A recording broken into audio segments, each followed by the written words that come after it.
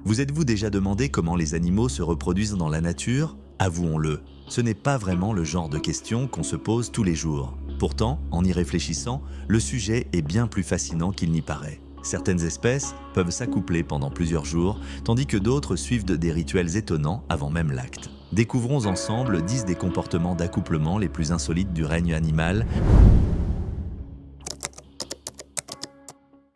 Chez les girafes, seuls les mâles les plus forts et les plus dominants ont réellement la chance de se reproduire. Contrairement à de nombreuses autres espèces, les femelles peuvent être fécondées tout au long de l'année, mais elles deviennent réceptives environ toutes les 2 semaines. Comme ces animaux se déplacent sur de vastes territoires, trouver une partenaire reste un véritable défi pour les mâles. Ils doivent voyager de groupe en groupe à la recherche d'une femelle disponible. Lorsqu'un mâle repère une jeune adulte, il entame alors une phase de séduction. Il peut lécher sa queue, poser sa tête sur son dos ou encore la frôler délicatement de ses ossicônes, ces petites protubérances situées sur le sommet de sa tête. Une fois la femelle réceptive, l'accouplement peut avoir lieu.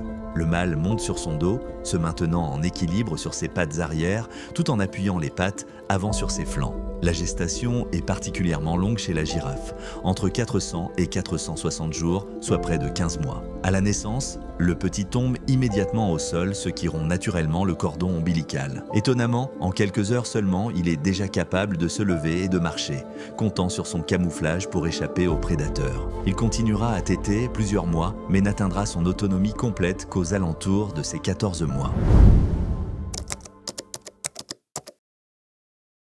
Chez les rhinocéros, la séduction est tout sauf discrète. Lorsqu'une femelle est prête à s'accoupler, elle le fait savoir par un puissant sifflement caractéristique pour attirer l'attention des mâles. Mais ces derniers ne réagissent pas toujours immédiatement. Il n'est pas rare que la femelle doive littéralement les poursuivre pour capter leur intérêt. Une fois le mâle décidé, les choses s'intensifient rapidement. Le couple engage alors un duel spectaculaire, une véritable joute baptisée le Bluff and Bluster. Les 2 rhinocéros s'affrontent tête contre tête, cornes entremêlées, dans des chocs d'une puissance phénoménale. Ces combats, qui peuvent durer des heures, mettent à l'épreuve la force, l'endurance et la détermination de chacun. Seuls les mâles les plus résistants sortent victorieux de cette épreuve brutale, garantissant que seuls les individus les plus robustes puissent transmettre leurs gènes. Une fois le duel terminé, l'accouplement est rapide, mais son importance est cruciale.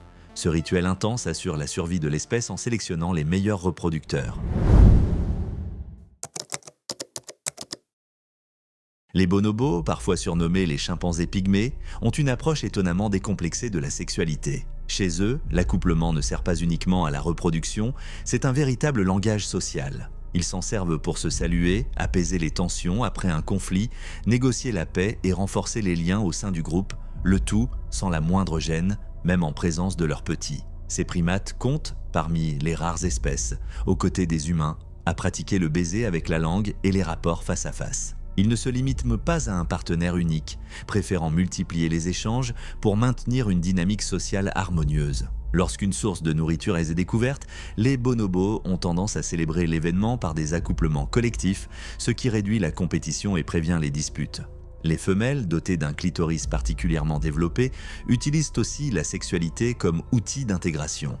Lorsqu'elles rejoignent un nouveau groupe, elles initient des interactions sexuelles, notamment avec d'autres femelles, afin d'être acceptées. L'un de leurs comportements les plus fascinants consiste d'ailleurs en un frottement de clitoris entre femelles destiné à consolider leurs liens. Ces échanges sexuels fréquents, bien que surprenants, sont au cœur de la remarquable harmonie qui caractérise les sociétés de bonobos, favorisant la coopération et le calme au sein de leur communauté. Chez le phacochère, les rituels de séduction sont tout sauf ordinaires. C'est un mélange de force, de persévérance et parfois même de comédie. Tout débute par des affrontements spectaculaires entre les mâles. Ces combats servent à départager les prétendants. Seul le plus robuste parvient à attirer l'attention d'une femelle. Mais une fois ce duel gagné, la stratégie change. Le mâle victorieux se met à suivre la femelle pas à pas, produisant des claquements sonores pour lui signaler son intérêt. Si elle l'ignore, il ne se décourage pas. Au contraire, il insiste davantage, allant jusqu'à la mordiller doucement, comme pour la taquiner et capter son regard. Cette parade n'est donc pas qu'une simple démonstration de force. Elle repose aussi sur la ruse, la persistance et un soupçon d'humour. D'ailleurs, la scène est souvent drôle à observer.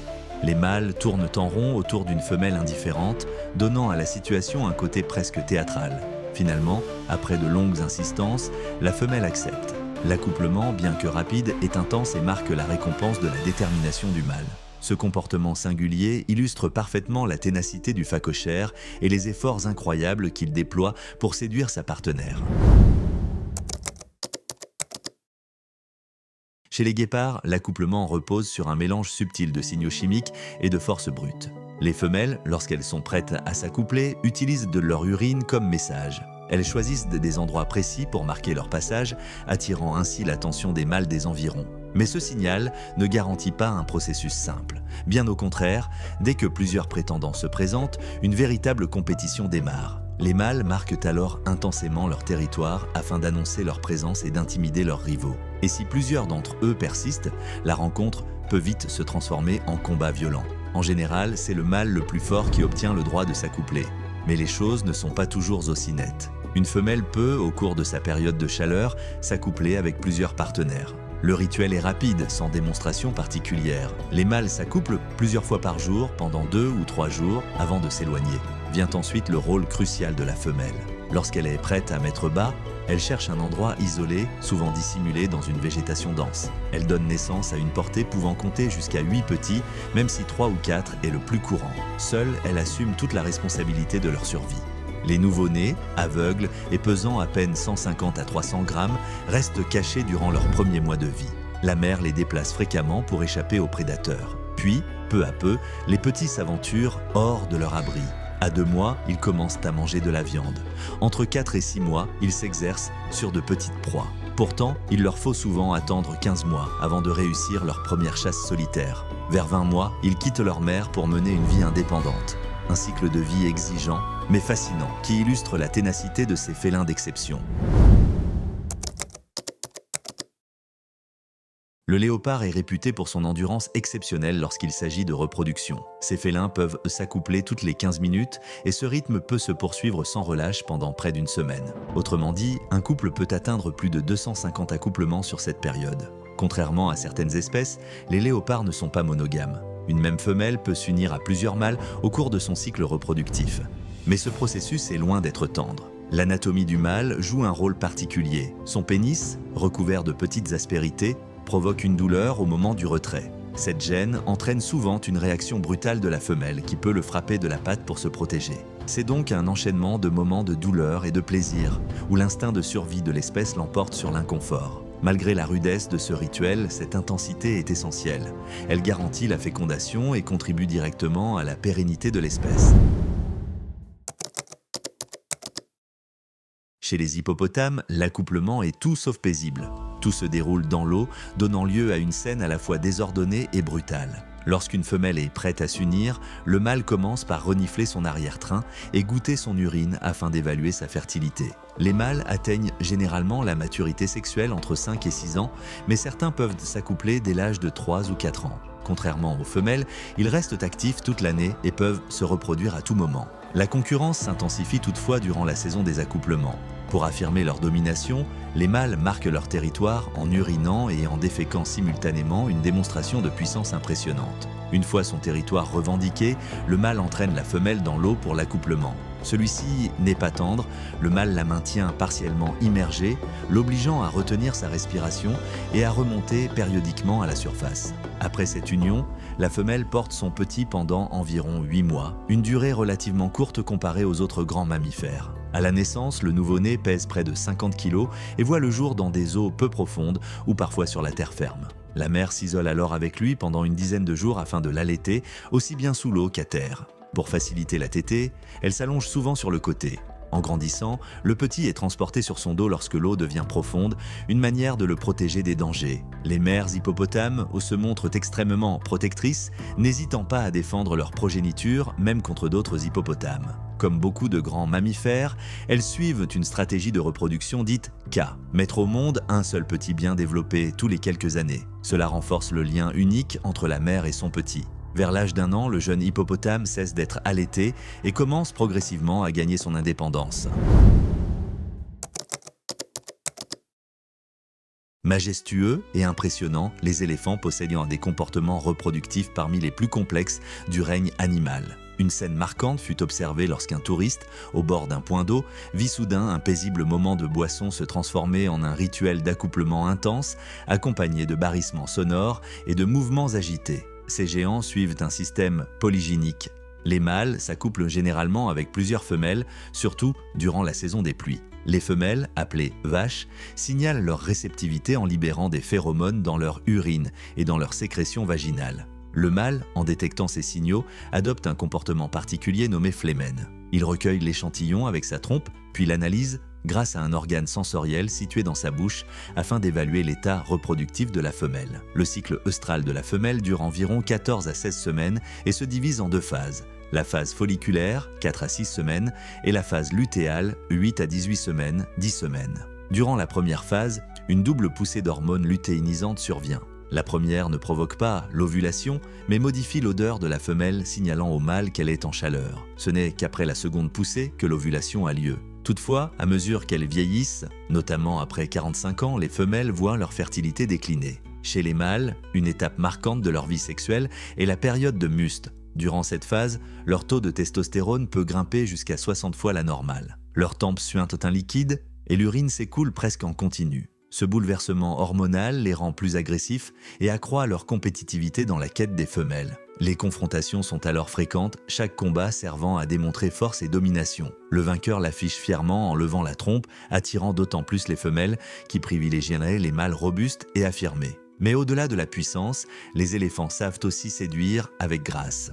Certains mâles se livrent à de véritables démonstrations, postures imposantes, danses ou encore enchevêtrement de trompes dans un geste presque tendre. Leur communication s'étend aussi à des sons très graves appelés infrasons, imperceptibles à l'oreille humaine mais porteurs de messages nuancés, comparables à une chanson d'amour silencieuse. Lorsque l'union a lieu, c'est un moment d'une intensité rare, empreint de lien et de complicité. Mais pour la femelle, l'épreuve ne fait que commencer. Sa gestation dure près de 22 mois, l'une des plus longues de tout le règne animal. La naissance d'un éléphanteau est alors un événement majeur, symbole des liens familiaux profonds et du dévouement de ces géants paisibles envers la nouvelle génération. Chez les kangourous, l'accouplement est loin d'être paisible. C'est un véritable concours de force où seuls les mâles les plus puissants parviennent à séduire une femelle. Lorsqu'une femelle entre en œstrus, c'est-à-dire qu'elle est fertile et prête à s'accoupler, elle parcourt de vastes territoires tout en envoyant de puissants signaux destinés à attirer les prétendants. Ces signaux peuvent se manifester par des marques odorantes ou par des postures physiques révélant sa disponibilité. Les mâles, attentifs, scrutent ces indices et vont jusqu'à analyser son urine pour confirmer son état. Si la femelle se montre réceptive, le mâle s'approche avec prudence afin de ne pas l'effrayer. Il entame alors une sorte de rituel de séduction en la léchant, la grattant délicatement et en la touchant de ses pattes avant que ne survienne l'accouplement. Mais la compétition ne s'arrête pas là. Une fois l'union terminée, le mâle se tourne souvent vers d'autres femelles puisque la reproduction avec une seule partenaire peut s'étaler sur plusieurs jours. Pendant ce temps, les rivaux restent aux aguets, prêts à intervenir dès qu'une opportunité se présente. Les mâles dominants, généralement les plus grands et les plus forts, surveillent de près les femelles en chaleur et les protègent farouchement. Les plus petits, quant à eux, ciblent plutôt des femelles qui ne sont pas encore prêtes à s'accoupler, espérant contourner la vigilance des dominants. Plutôt que de poursuivre plusieurs femelles, ces derniers privilégient l'affrontement direct. Ils défitent leurs rivaux dans des combats impressionnants afin de s'imposer et d'obtenir le droit de s'accoupler. Chez les lions, la reproduction est un processus intense, marqué par la répétition et la force. Chaque accouplement ne dure qu'une minute environ, mais la persistance du mâle est impressionnante. Il peut s'unir à une lionne jusqu'à une centaine de fois en une seule journée. Ce rythme effréné s'explique par la biologie de la lionne qui nécessite plusieurs unions rapprochées pour déclencher l'ovulation et permettre la fécondation. L'acte en lui-même est brutal et le moment le plus douloureux survient lorsque le mâle se retire. Son pénis, recouvert de petites épines, provoque une vive douleur chez la femelle. Cela entraîne souvent un grognement de frustration, voire un coup de patte en guise de riposte. Aussi rude que cela puisse paraître, cette agressivité joue un rôle essentiel dans la réussite de la reproduction. Ce cycle peut durer plusieurs jours, avec des accouplements espacés seulement de quelques minutes, afin de maximiser les chances de conception. Pour le mâle, ce processus n'est pas seulement une question de reproduction, mais aussi une démonstration de puissance et d'endurance. Dans le monde des lions, la domination est la clé. Seuls les plus forts et les plus persévérants assurent la transmission de leur lignée et donc la survie de la troupe. Du courage du lion à la tendresse des éléphants, chaque animal a sa propre manière de perpétuer l'espèce. La nature ne cesse de nous étonner. Dites-moi, lequel de ces rituels vous a le plus impressionné ?